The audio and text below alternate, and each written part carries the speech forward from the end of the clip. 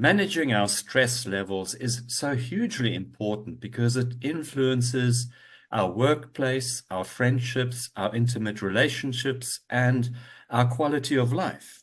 Today, our guest is Lolita Guarin, a four-time #1 best-selling Amazon author, stress management coach, and dynamic speaker. As the founder of Be Amazing You, Lolita emphasizes the importance of healing childhood trauma, building stress resilience, and boosting vibrational energy. While she understood that well-known techniques like meditation and yoga provided stress relief, dealing with the underlying childhood trauma wound was crucial. Lolita, take us through your own journey of a place where you were juggling 60-hour working weeks and taking on numerous projects and responsibilities to where you are today. Oh, well, first of all, thank you so much for inviting me to share my story to your listeners.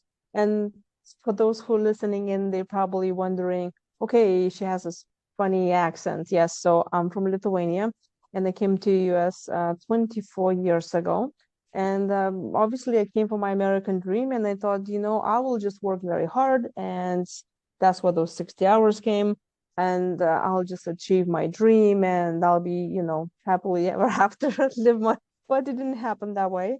I obviously had the difficulty of working and keeping 40 hours a week because I was a people pleaser. I was an immigrant, and I was thinking, well, if I just show it to myself and to my coworkers and my supervisors that I can do this, then I'll have more responsibilities, more money. I mean, look, probably lots of listeners can relate to that. But because I was afraid to say no, and because I was such a people pleaser, and I tried to do everything perfectly, and I found that I didn't even have enough time to go to the gym, because when will you go? When you come back after work and you just collapse in bed and sleep. And I was not really into any good nutrition either. I was like frozen pizza and donuts in the lunchroom. And because I just really was such a go-getter, and I thought, oh, that's not a big deal. I'm just going to go ahead and achieve my dream. And it really started impacting my body physically, all of the stress. And that came to the point that impacted my body and then messed up with my hormones. And women listening in, they know what that means. What hormone is not a pretty view if you get messed up with that. So there I was, like in the middle of 30s, when I was thinking I should be all healthy all the time. And how can I collapse? I got the pretty much diagnosis was, well, it's all just caused by stress and you just need to slow down. So when I thought about, well, nature also stresses, right? Like when you walk somewhere in the park and you see the grass that grows through this concrete, cement, whatever it's called, is you think, well, that grass did a great job, but I bet it was stressing through it. And I start applying natural ways, as you just mentioned, plenty of staples of stress management, like, oh, you hear all the time about you do the meditation, you do yoga, you have your boundaries, your time management. But only later on, when I already started coaching stress management clients, that I realized there was something a little bit missing to that. And only while reading the business book, I read that the author was mentioning that there is such thing as an adult children of alcoholics. And it really hit me home because I realized I grew up with my dad being alcoholic, and it impacted my life so much as a child that I carried that through my adult life, because how I learned to manage stress, basically not managing stress, just constantly every single day being in this stressed out place. And that's how I view the rest of my life in my adult life as something very big that I constantly need to pay attention to and be in a hypervigilant state. So that trauma actually added to my already being burnout, and that's why it led to my body just saying, "Listen, you need to stop or else." And so now I'm a stress management coach for over 10 years now, and I really want to talk about. There's so much that has to do with stress management, and depending on what environment did you grow up with, because then you will need to have a little bit different tools managing your stress than just like a regular yoga or meditation. That's a very interesting concept. Just explain for our listeners what is a typical burnout? What are the typical symptoms? So burnout is when you already so tired, let's say that you cannot even sleep because your thoughts just keeps on raising. And we know that we need to have proper sleep, and you just cannot even get sleep because you're like, oh come on, let's just sleep, but the thoughts keep on running.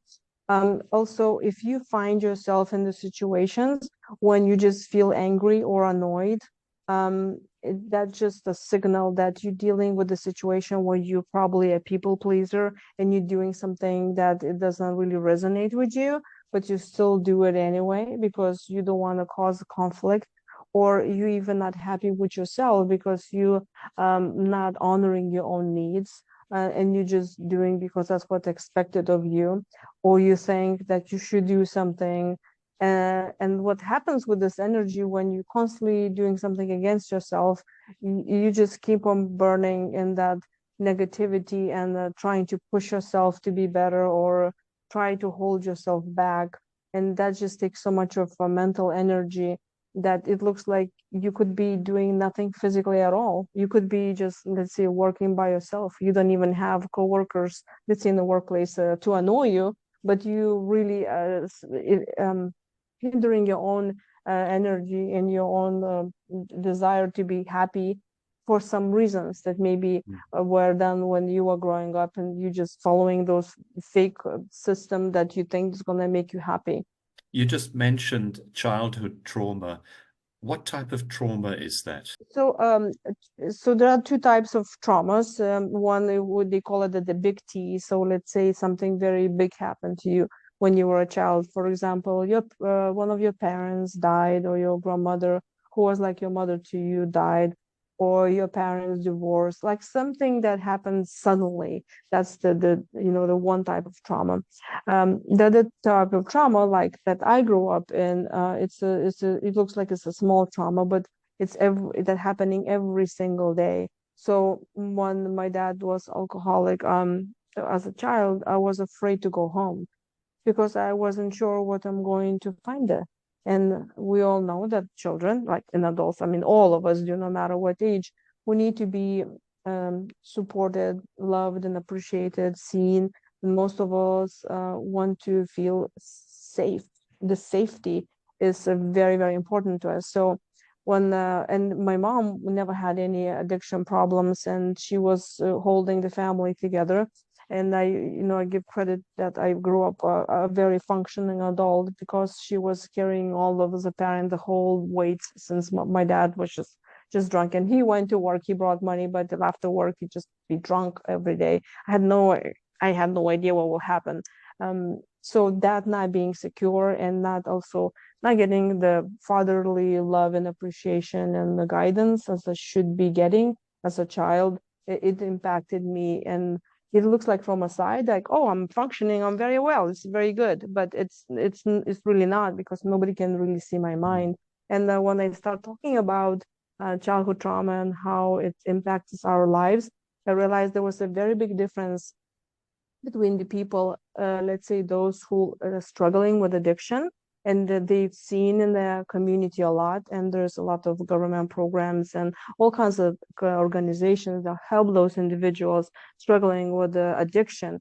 And first of all, we need to realize that any addiction is just a soothing mechanism for the pain that somebody is carrying with them, and they don't know how to handle that pain. So then they try to numb themselves. That's also the probably coming from the childhood trauma. And that's why I realized that my dad also had that pain, and that's why he became an addicted.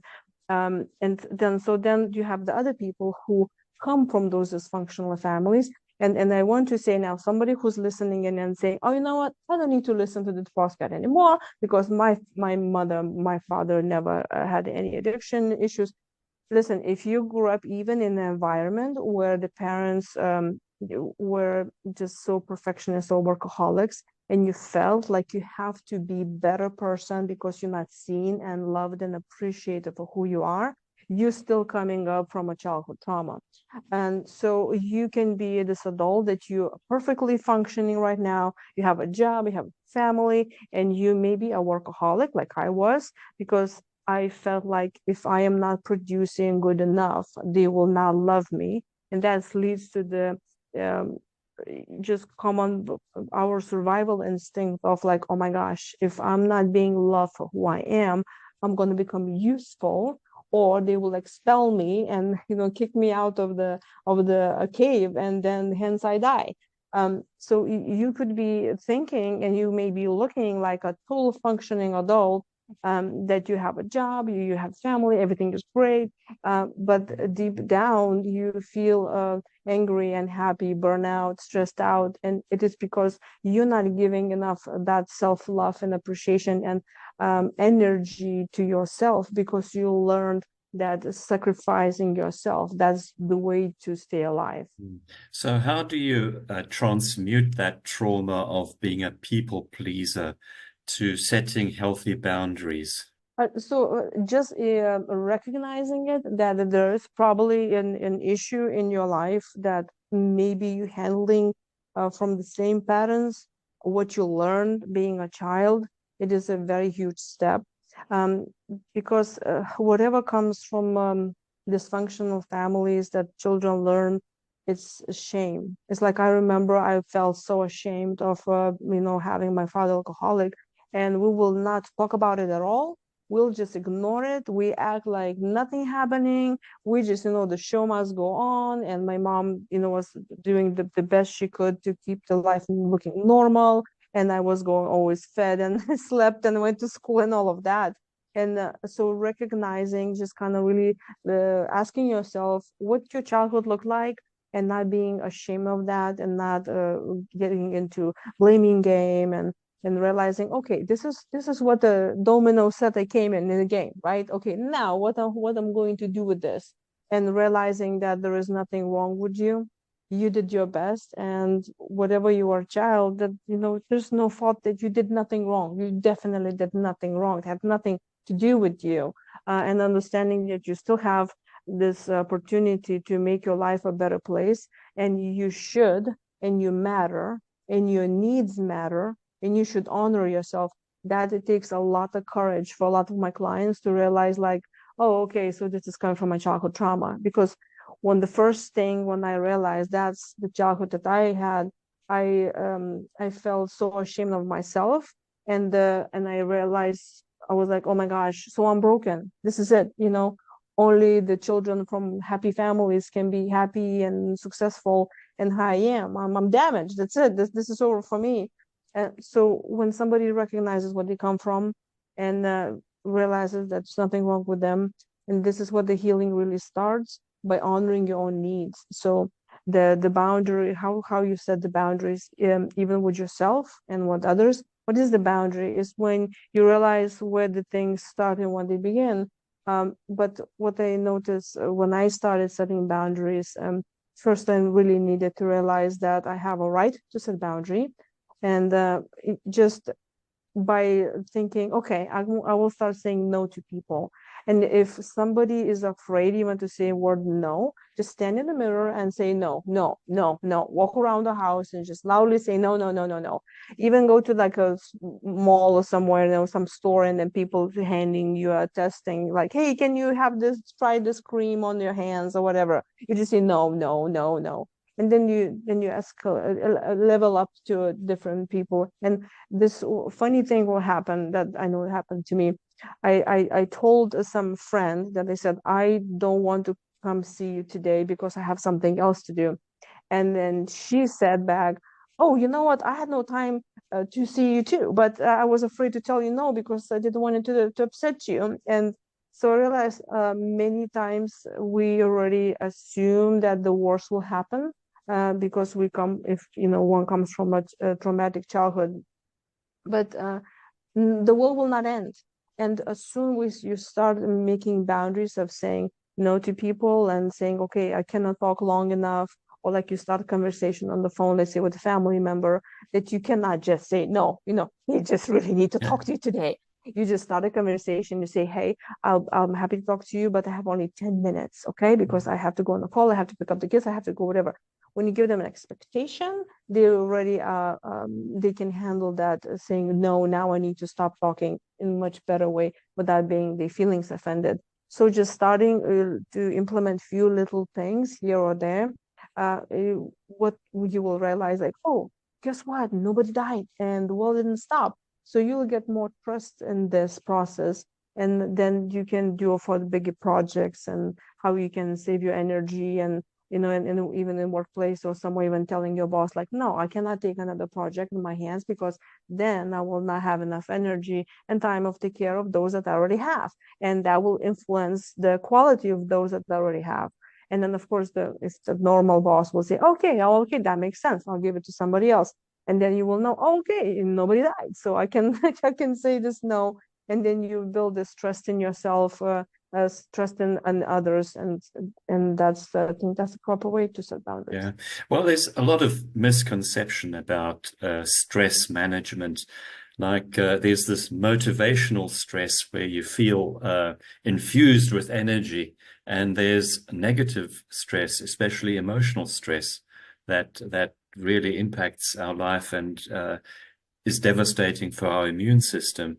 So how do you recognize the first signals, the first signs of negative stress, where this positive stress vibe turns into negative stress? So I think everything is starts with just tuning in. How do you feel at that moment? Especially if you came from a dysfunctional family where you've been constantly told, "Don't cry, don't you not know you're not hungry, no, you're not cold, or you shouldn't say that, shut up, sit down," and all of this, and behave nicely, boys don't cry, and all of this. You may not even be in a really good relationship with yourself to begin with. You may have a difficulty to feeling it into yourself and just asking, well, what am I really feeling? So everything starts from there. But a lot of us still can recognize when we are already at that level, when let's say we're already angry or we burn out or we have this mental fog and say, oh my gosh, I cannot function anymore. I just want to go home and sleep right now. This is the time to ask yourself, okay, what am I really feeling? And there's the good stress when you're excited about something, and then you're like, okay, I'm gonna go and get it. That feels very differently when you think about, oh my gosh, I really don't want to go to work. Or if you keep on rethinking the same story that happened yesterday, and it makes you feel bad. It makes you feel like it just feels uncomfortable. Do you want to run away from that feeling? So when you feel bad, that's bad. Okay, this is what you really need to start addressing. When you're feeling good, okay, well, keep on doing whatever feels good. But when you have a negative emotion that makes you feel bad, it is extremely important to honor your own feelings and not run away from them.